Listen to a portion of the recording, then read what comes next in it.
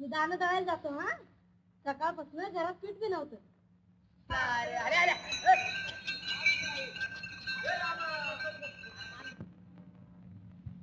बाबा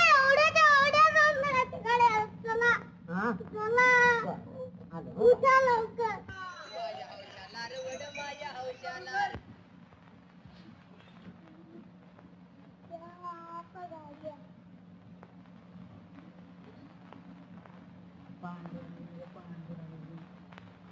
काय जानबा हे मोठा अपराध केला मी तुम्ही.